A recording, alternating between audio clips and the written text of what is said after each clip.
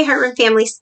We were reading about the sugar snow in Little House in the Big Woods and how Laura and Mary and Carrie and Ma and Pa were heading in their sled. They were all tucked in and they were heading to Grandma and Grandpa's house to help them make the maple sugar. Let's see what happens.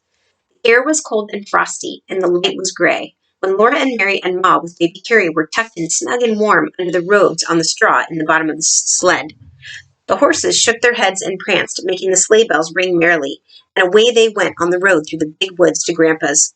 The snow was damp and smooth in the road, so the sled slipped quickly over it, and the big trees seemed to be hurrying by on either side.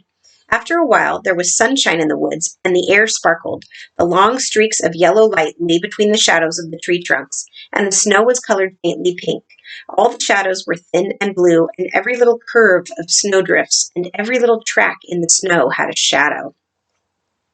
Pa showed Laura the tracks of the wild creatures in the snow at the sides of the road, the small leaping tracks of cottontail rabbits, the tiny tracks of field mice, and feather-stitching tracks of snowbirds. There were larger tracks like dog tracks where foxes had run, and there were tracks of a deer that had bounded away into the woods. The air was growing warmer already, and Pa said the snow wouldn't last long. It did not seem long until they were sweeping into the clearing at Grandpa's house, all the sleigh bells jingling. Grandma came to the door and stood there smiling, calling to them to come in. She said that Grandpa and Uncle George were already at work out in the maple woods, so Pa went to help them, while Laura and Mary and Ma, with baby Carrie in her arms, went to Grandma's house and took off their wraps. Laura loved Grandma's house. It was much larger than their house at home. There was one big great room, and then there was a little room that belonged to Uncle George, and there was another room for the aunts, Aunt Docia and Aunt Ruby, and then there was the kitchen with a big cook stove. It was fun to run the whole length of the big room, from the large fireplace at one end all the way to Grandma's bed under the window at the other end.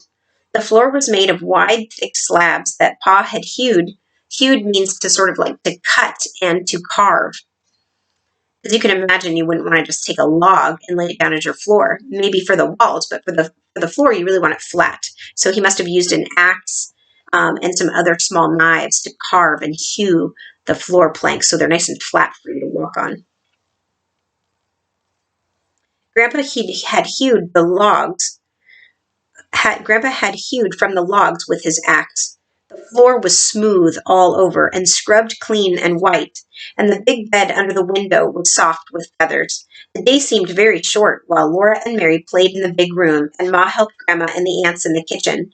The men had taken their dinners to the maple woods, so for dinner they did not set the table, but they ate cold venison sandwiches, venison is deer, and drank milk. But for supper, Grandma had made tasty pudding. She stood by the stove, sifting the yellow cornmeals from her fingers into a kettle of boiling salted water. She stirred the water all the time with a big wooden spoon and sifted in the meal until the kettle was full of a thick, yellow, bubbling mass. Then she set it on the back of the stove where it would cook very slowly. It smelled good. The whole house smelled good, with the sweet and spicy smells from the kitchen, the smell of the hickory logs burning with clear, bright flames in the fireplace, and the smell of a clove apple beside Grandma's mending basket on the table. The sunshine came in through the sparkling window panes, and everything was large and spacious and clean. At supper time, Pa and Grandpa came from the woods. Each had on his shoulders a wooden yoke that Grandpa had made.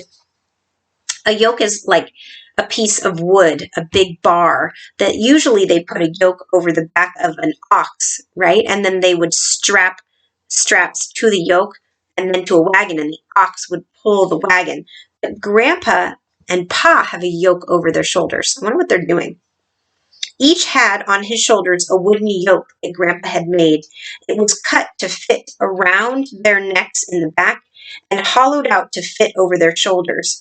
From each end of the yoke hung a chain with a hook, and on each hook hung a big wooden bucket full of hot maple syrup. Look at that. Look at Grandpa. He's got that wooden yoke around his shoulders that he carved himself, and it's helping him carry 2 buckets of boiling maple syrup at a time.